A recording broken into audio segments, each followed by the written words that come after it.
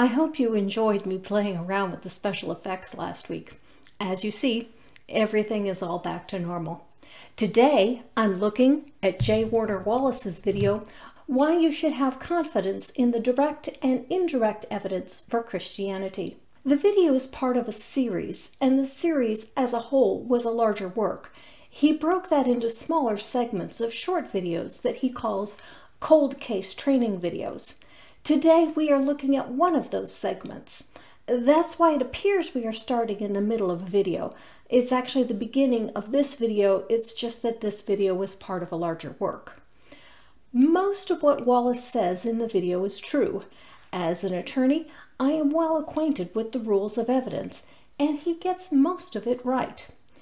Where he goes wrong is when he jumps from talking about evidence, but makes a drastic shift from what evidence is to why he thinks the evidence for the Gospels is trustworthy. He goes so far afield of the evidence that he comes off a cliff, and then instead of following the evidence, he takes a blind leap off the cliff. I didn't push him, I promise. He jumped, all by himself. Stay tuned to see where that happens.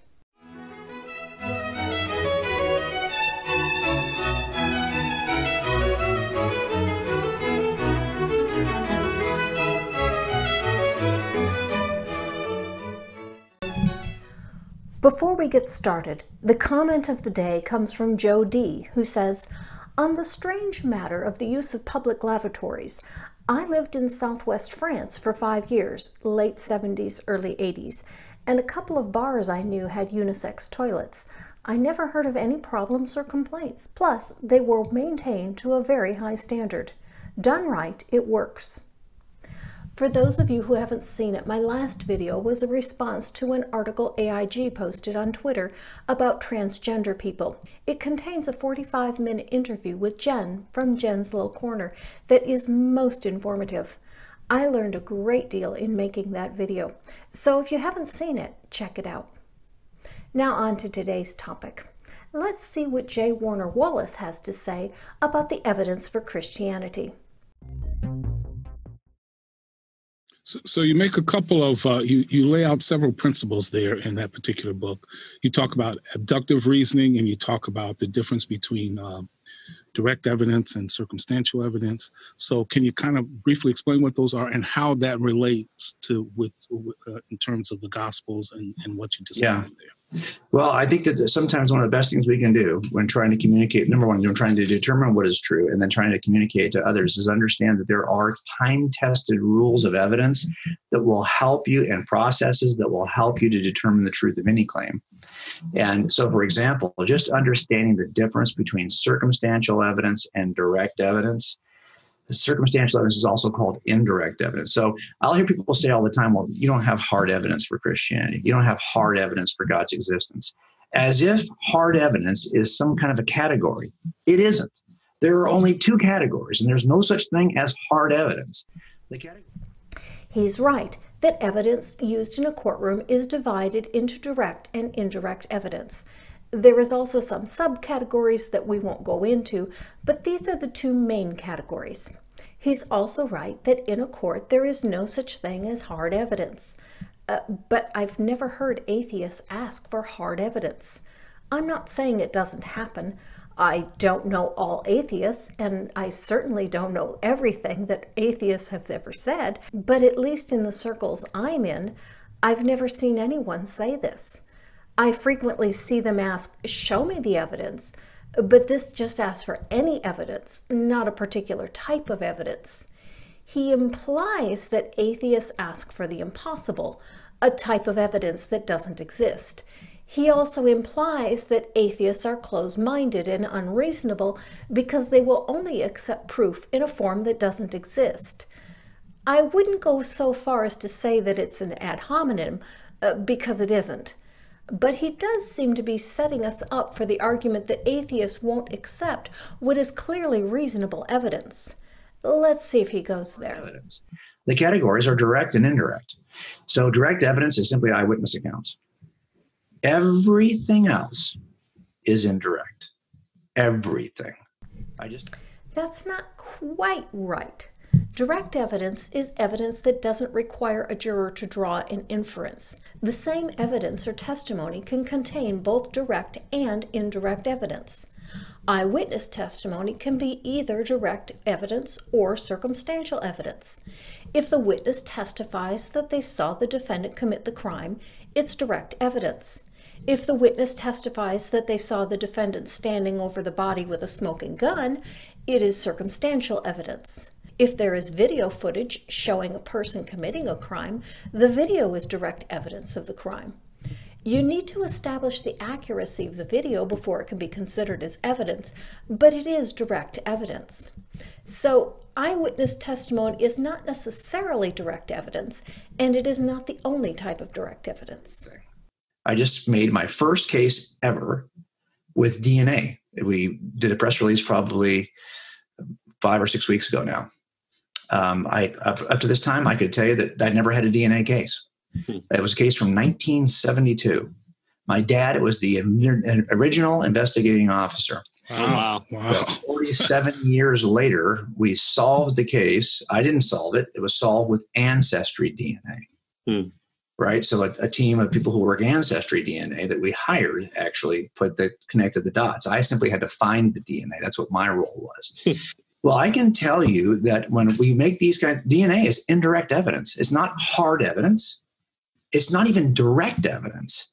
It's indirect evidence. Fingerprints, indirect evidence. Material evidence, indirect evidence. Statements he makes, indirect evidence. Observations of behavior, indirect evidence. If it's not an eyewitness who can testify to what happened, it falls in the indirect category. And that's circumstantial, right? Yes, which means it's all circumstantial. As a matter of fact, I say this a lot, the overwhelming percentage of cases that are tried in America, I mean in the high 80s, is circumstantial and entirely circumstantial for a couple of reasons. Number one, if you have an eyewitness who saw you do it, or 2 or 3 eyewitnesses, or you're on video doing it, that's another form of direct evidence because it's like an eyewitness. If you have that. Okay, now he admits that video is direct evidence. He calls it a type of eyewitness evidence. I disagree, but we'll agree to disagree on this point and move on. If you have that kind of thing, you're probably taking a plea deal. Okay, you're not going to trial. You're only going to trial if it's a case where they don't have an eyewitness and they have to make it circumstantially. So that's why the vast majority of trial cases are entirely circumstantial. All of my cases prior to that one DNA case were 100% circumstantial. Now I'm a little confused. He says that prior to his DNA case, his cases were 100% circumstantial. The DNA case had direct evidence? DNA is circumstantial evidence. Maybe he means that there was also direct evidence in that case. I don't know. I don't know his case. So that is the kind of thing that you learn. And if you know that, it means that the bar is different, right? So all the evidence we're going to have that demonstrates the Christian worldview is true is going to be probably in that circumstantial category. So the idea that, well, you can't know something if all you have is circumstantial evidence is simply false. That's what... He's right here. You can know with reasonable certainty that something is true with just circumstantial evidence. One of my law professors once gave the example that if he walked into class and saw muddy paw prints on the floor, recognized them as being from a dog, and asked the class if there had been a dog in the room, and everyone said no, which is the stronger evidence, the 20 eyewitnesses or the muddy paw prints? There are some scenarios where they could both be right, like if a student used a device to make the prints as a prank. But the most likely scenario is that the eyewitnesses are lying, probably to cover for a friend. Either way, he's right that circumstantial evidence can be strong and even compelling evidence at times. It isn't weaker evidence than eyewitness testimony. Eyewitnesses can be mistaken. They can lie. They can be coerced. There are a number of reasons why to discount eyewitness testimony in favor of circumstantial evidence, evidence that can even be more compelling. This is the whole reason why we have a jury system in this country. Evidence can be interpreted different ways, and some of the evidence is stronger than other evidence. We need a group of people to decide which evidence is more credible and which evidence is more compelling. Reasonable people can differ, and we want to convict people of crimes only when we are reasonably certain that they committed them. False. That's what most cases in America, and most of those are won in the high 90s, and they're made entirely on circumstantial evidence. And I've had 100% record on entirely circumstantial. Wow. Well, that's just because that's just the nature of it. And we have to help people see that those are the categories and stop saying you don't have any hard evidence. And by the way, again, I don't see any atheists asking Christians for hard evidence. I even did a search on Twitter for hashtag hard evidence. Everything that came up was crime related. Nothing that I found was related to people asking for hard evidence in religion. I tried it as a Google search too. Same result. I tried atheists ask for hard evidence. I found nothing. None of what popped up even had the words hard and evidence together in a sentence. So if atheists are asking you for hard evidence, I'd like to see some evidence of it. A tweet will do, or an email, or a text. Just some evidence. Incidentally, the tweet, text, or email would be direct evidence, as the existence of it by itself would establish that the request was made. No inference would need to be drawn from it. Hard evidence. And by the way, judges tell juries that direct evidence and indirect evidence hold the exact same value in their deliberations. They have the exact same weight. They are told that as a jury instruction. So stop thinking, well, I need 10 pieces of circumstantial before I can get to one piece of direct. That's not how it works. They're all to have the exact same weight in your evaluation. So he's flat out wrong here. While judges do tell juries about both types of evidence, and that neither is presumptively better than the other, the exact wording varies from state to state. A judge would not tell a jury what weight to give to a piece of evidence or a type of evidence. It is exclusively the job of the jury to decide how much weight to give any particular piece of evidence. For a judge to comment on the weight that a jury should give to a particular piece of evidence or type of evidence would be reversible error. So we need to stop saying it's just a circumstantial case or all they have is circumstantial evidence, because it turns out that's the nature of, and that's to be considered with the same weight as direct evidence. So again, no. Circumstantial evidence is evidence, but the weight of the evidence is decided by the jury and the jury alone. Direct evidence. So when you look at the Gospels, then what are we looking at there with regard to evidence? Well, you're looking at so that's a hard one, right? Because I think in some ways that we don't have video from the first century. The closest thing we have are what appear to be two, Matthew and John, that I believe are written by eyewitnesses. And here's where he jumps off the cliff.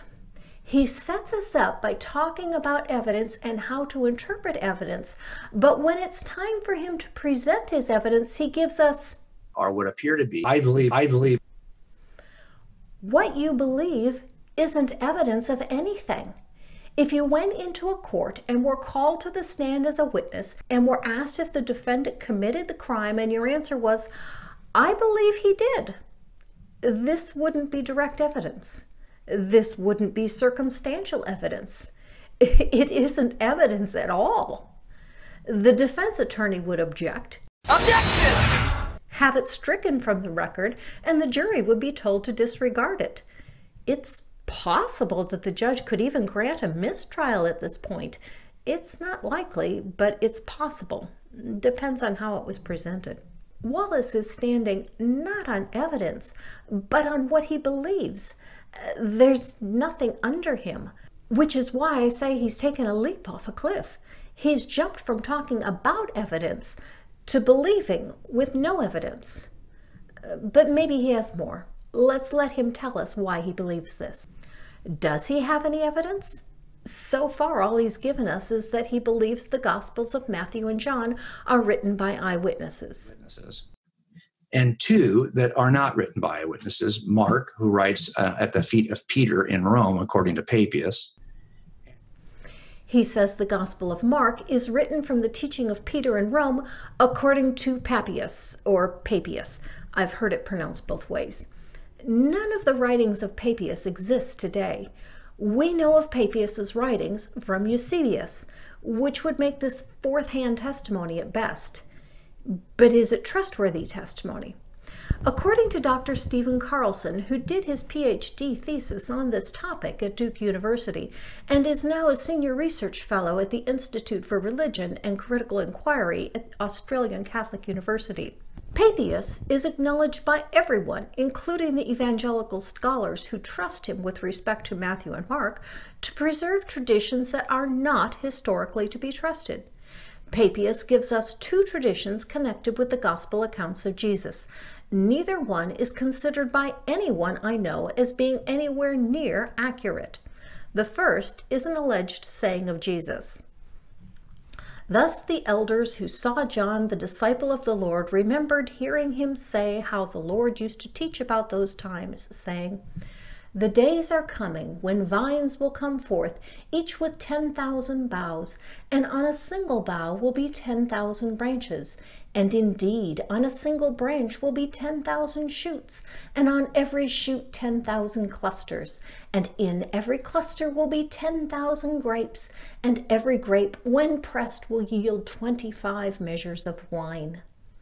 And when any of the saints grabs hold of a cluster, another will cry out, 'I am better, take me. Bless the Lord through me.' So too a grain of wheat will produce 10,000 heads, and every head will have 10,000 grains, and every grain will yield 10 pounds of pure, exceptionally fine flour. So too the remaining fruits and seeds and vegetation will produce in similar proportions. And all the animals who eat this food drawn from the earth will come to be at peace and harmony with one another, yielding in complete submission to humans." Carlson says, this is a very interesting claim about what Jesus taught, but no one thinks that Jesus taught it. So what does that say about the reliability of Papias' sources for the words of Jesus and the traditions of the apostles? The second tradition is even more interesting, fascinating even. So do you wonder how Judas died? Here's what Papias tells us based on the reliable sources that he had at his disposal. But Judas went about in this world as a great model of impiety. He became so bloated in the flesh that he could not pass through a place that was easily wide enough for a wagon. Not even his swollen head could fit. They say that his eyelids swelled to such an extent he could not see the light at all, and a doctor could not see his eyes even with an optical device, so deeply sunken were they in the surrounding flesh. And his genitals became more disgusting and larger than anyone's. Simply by relieving himself to his wanton shame, he emitted a pus and worms that flowed through his entire body. And they say that after he suffered numerous torments and punishments, he died on his own land, and that land has been, until now, desolate and uninhabited because of the stench. Indeed, even to this day, no one can pass by the place without holding their nose. This was how great an outpouring he made from his flesh on the ground. Wow! There are a couple of accounts in the Bible about how Judas died, but they don't look anything like this. If Papias is a reliable source of indirect testimony, why is this not in the Gospel of Luke, or at least in church tradition, like the belief that the apostles were martyred, which is all based on church tradition? Carlson answers this question for us. Carlson says, "No one thinks this is what happened to Judas," which means that the two traditions of Papias that can be critically examined are clearly recognized as legendary, not historical. Why then would anyone trust that Papias is reliable about something else he says, for example, about Matthew and Mark? Let's see what else Wallace has to say besides Papias. And Luke, who tells us he's writing after having, now that makes sense, he would have a contact with the eyewitnesses because he's in first person in the book of Acts when he's with Paul. Paul, like Luke, like everybody else in that first century, had all kinds of contact with the other eyewitnesses, with Barnabas, with all. What? All of the first century eyewitnesses had all kinds of contact with each other? Where do you get this from? Even the Bible doesn't support this idea. In the book of Acts, we have Paul traveling all over to spread the word. Peter remains in Jerusalem during this time. There's mention of the apostles being together early in Acts, but not after chapter 5. In chapter 8, it talks about Philip being in Samaria and mentions those who had been scattered. So even if you take the Bible as truth, the eyewitnesses weren't always together. Witnesses with Barnabas, with all kinds of people, and they could discuss what they had been told. And he tells us this in the first chapter of Luke, that he is not an eyewitness, that he is writing after having investigated carefully, he says. And he writes an orderly account of what he has learned. Okay. Who writes an orderly account of what he has learned? There is no author to the Gospel of Luke who is mentioned in the work. Who wrote it? How can you determine that it is factually correct and an orderly account when you don't know who wrote it? That would be like going into court and saying, I know the defendant is guilty because someone said they heard from people who were there that the defendant is guilty. Okay, Mr. Wallace, who told you that they talked to the witnesses? I don't know. He didn't tell me his name, but he said that he investigated it thoroughly. Mr. Wallace, you and I both know you'd be laughed out of court making such a claim. Not only would this not fly in court, but even as an investigator, if an informant came to you with this, not only would you not try to build a case on it, you couldn't. You have no way of knowing if the unknown person actually talked to the witnesses, and you can't even ask because you don't know who to ask. Please, tell me you have something more to back your claim than that Luke was written by someone who talked to eyewitnesses, than a book by an unknown author says so. He has learned. Okay. I like the theory that Luke is writing kind of the court papers that he's passing on for Paul at his trial. Yeah, that's right. I've heard that theory. That kind of way have been stated before as well. But regardless of what the occasion is that would cause him to write to this most excellent Theophilus, whoever that person is and wherever it is that Luke is writing, the question is, where does this fall, right? So I would say this. Now, your interviewer says that Luke, and I'm referring to the book here, not a person, could have been written as court papers for Paul's trial. Okay. As long as we're just throwing out speculations here, how about it was written to impress his girlfriend? That's also possible. Are we just going to discuss speculations here, or are we going to actually get to any evidence? So I would say this is indirect evidence in Luke's case, and probably but if we're just going to consider it in terms of what is it recording. So Wallace says he's going to consider it indirect evidence. Why? Obviously, it isn't direct evidence, but you still haven't given us a reason to even think that it is evidence. You still haven't even established who wrote it. You have established who the author wrote it for, and that he says he investigated it thoroughly. So if you were going to present this in court, you would say, Your Honor, I now call Mr. Blank to the stand. Counselor, don't you know the name of your witness? No, Your Honor, he didn't give me his name. He just told me that he talked to the witnesses and he investigated it thoroughly. Once again, you aren't going to get very far with this. You need to at least give us a name for the witness. You call him Luke, but since the witness didn't give us his name, you need to at least tell us why you think someone named Luke wrote this. Well, then it is recording what is allegedly an eyewitness account. Now, because we can't cross-examine the witnesses, this becomes what we call hearsay, right? So in other words, we want to be able, anyone who's accused has the right to cross-examine people who are accusing them. So you can't come in and say, well, you know, my sister said she saw him kill. Well, you want did you see him kill that person? No, but my sister told me he did. Well, I need to talk to your sister then, okay? Right. You're one person removed. This is hearsay. I need to be able to cross-examine your sister to see if she holds up. So what is the problem we have with these accounts is people will say, well, but look, history has. Yep. Don't throw it away just because it's hearsay. Hearsay just means it's not firsthand. There are many exceptions to the hearsay rule, and hearsay is admissible under some conditions. Also, life isn't a court of law. We often have to accept hearsay in life, and we can't always verify everything we hear. So I wouldn't dismiss it just for being hearsay. History has a different level of proof standard than does a criminal trial. In a criminal trial, he's right here. If we have to accept the same level of proof to accept something as historical as we did to prove that someone is guilty of a crime, the history books would be rather thin. We do have to accept as most likely true things we can't prove beyond a reasonable doubt. In a criminal trial, we try to raise the level so high that we would rather let 100 guilty people go than wrongly convict one innocent person.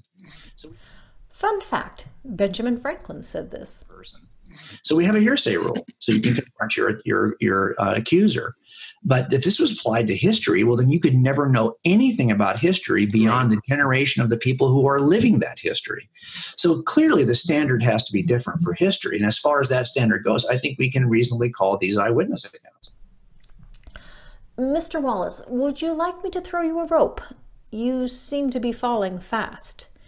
You have jumped from you believe the Gospels were written by the people whose names appear on the books with no evidence other than a vague reference to Papias, who even Christian scholars don't believe, except for when he says Matthew and Mark wrote the books attributed to them, to Luke's recording is allegedly an eyewitness account based on testimony of an unknown person that you've given us no reason to trust. To think that you can reliably call these eyewitness accounts? Based on what? Your belief? That's all you've given us for evidence so far, that you believe this. The only historical confirmation you even mention is Papias, who makes no mention of Luke. Are you trying to build a case that Papias confirms Mark and the writer of Luke borrowed from Mark? But you said Luke's source was Paul and that he traveled with him. You haven't laid the groundwork to reach the conclusion of either of these. So the Gospels then would qualify as eyewitness, even Luke and Mark, you would suggest. Well, and there are people who will argue that there are some areas of civil law, for example, where these could be included as a. But I'm not going to argue that. I'm just going to say, look, this is how I start my cases. I get a notebook. As a matter of fact, I've got several sitting behind me here from cases I've had over the years. And this big notebook is red because it's an unsolved. I open it up, and there are usually a number of, there's the crime report, there's the death report, there's going to be a CSI report, there's going to be an autopsy, and then there are going to be a number of supplemental reports in that notebook that were taken. Yep. These reports would all either be indirect evidence or they would be a place for you to start your investigation. It would clue you in on who to talk to and what questions you should ask. If you had a notebook for the case that you're making here, that the Gospels are based on first or second-hand testimony of events, the only thing you would have in your book at this point would be that Papias said Matthew and Mark wrote the books attributed to them, with no information about who Papias is or whether or not he is trustworthy. This could be the beginning of an investigation, but it certainly isn't the end of one. Notebook that were taken when detectives back in the day interviewed eyewitnesses. Often I don't have access to those eyewitnesses anymore because they've died. And there are times when I don't even have access to the report writers because they died. All I'm telling you is, how do I determine what happened 4 decades ago when I have no access to the original eyewitnesses and no access to the people who talked to them, but I do have the reports of those interviews? He makes a good point here. This is how you go about proving a cold case. The loss of witnesses and the writers of reports is what makes cold cases so hard to investigate. But what you can't do is take something that says it's an interview with an eyewitness, written by an unknown author that you have no way of knowing whether they really interviewed the witness or not, and say that you will accept this as indirect testimony. If you don't know the source, it isn't admissible evidence. All you have is someone who says they talked to the witness, but you don't know who is making the claim or why. Would I have enough to be able to make this case, to figure out what really happened? Even if I couldn't put it in front of a jury, would I have enough so that I could have confidence that I know what happened? Well, yeah, there's a process. This is what I try to describe in Cold Case. Let's just be fair. If we apply that process to cold cases and we're confident that it gets us to a conclusion that we can trust, and then incarcerate someone for the rest of his life or put him on death row. We don't. What he is proposing here is terrifying. Imagine that you're on a jury for someone accused of murder. The prosecuting attorney comes in with, I have a report here that someone says they heard from a witness that the defendant is guilty.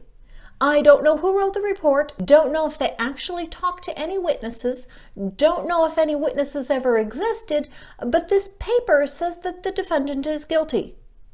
Would you convict? I hope not. I wouldn't even buy a pizza based on this level of confidence, let alone base my life on it. To borrow from Apologia, your entire case is based on, it's for the Bible tells me so. Fact. Why would we not be able to use that standard to determine whether our eternal future can be, rest on the information in the Gospels? I think you could apply it. What other way would you? And again, once you've worked with eyewitnesses, it does give you the protection of not having to jump to theories. Okay, so what witnesses are you working with here? You still haven't produced any evidence that there ever were any witnesses, let alone who the witnesses were or what the witnesses said. It's possible that your intent with this video was to show that the evidence for Christianity can be believed even though it is indirect evidence, merely showing that indirect evidence can be evidence. If so, you didn't even succeed that far. Yes, you talked about that indirect evidence is real evidence, but not all indirect evidence is good evidence, nor would it all be admissible in court. And more importantly, neither should you accept it as something upon which to base your life. As I pointed out, the only evidence you gave was poor. It is from a source that even evangelical Bible scholars reject as lacking in historicity, and they accept only the one statement from him. Using Papias as a witness would be like taking a witness to court who lies about the events of a murder, then telling the jury that they should believe the witness on the one point that you want, that the defendant is guilty, and disregard all the lies he told. It won't work. A reasonable jury won't accept it, and neither should you. If you're going to talk about indirect evidence as being good evidence upon which to base Christianity, you should at least talk about what makes for good indirect evidence, and then show why you think the evidence for Christianity is good indirect evidence. You don't. You just make the statement that the evidence is indirect and that you believe it is sufficient, with no basis for finding it sufficient other than that you believe it. Let's see an attorney try to sell that one to a jury. Ladies and gentlemen of the jury, we need a more gender-friendly way to address a jury here. Friends, if you have a better one, please leave a comment with your suggestion. I'll try to use it in a future video. Where was I? Oh yes. Ladies and gentlemen of the jury, you have heard the evidence. I believe the defendant is guilty, and so should you. It's not going to work. You need to say why the evidence is good evidence. For your purposes here, you need to tell people what makes for good indirect evidence as opposed to poor evidence. You mentioned hearsay earlier, and that though it isn't used in court for the most part, it can and must be used at times to determine history. But we don't accept everything that anyone has ever said as fact. You have to look at several factors to determine whether you believe the evidence, like who is the source? Has the source been reliable in other matters? Did the source have a reason to embellish the truth or outright lie? Could the source have been mistaken? Might they have misheard? Were they a child when they heard? How much time passed between the time when they heard and the time when they reported it? If you want us to evaluate the reliability of indirect evidence, you need to give at least some criteria for that evaluation, and not just say that it can be reliable and you believe it. So we should too. Maybe you'll get to that. Let's see. To explain things that you start to see in cases from just 30 years ago. Wait a minute. You're done? That's it? But I'm still waiting for the evidence. Oh my. There really is nothing under Wallace to catch him. I'll throw him a rope, but I'm not strong enough to haul him up that cliff. I didn't expect him to have nothing to land on. I swear, I didn't push him.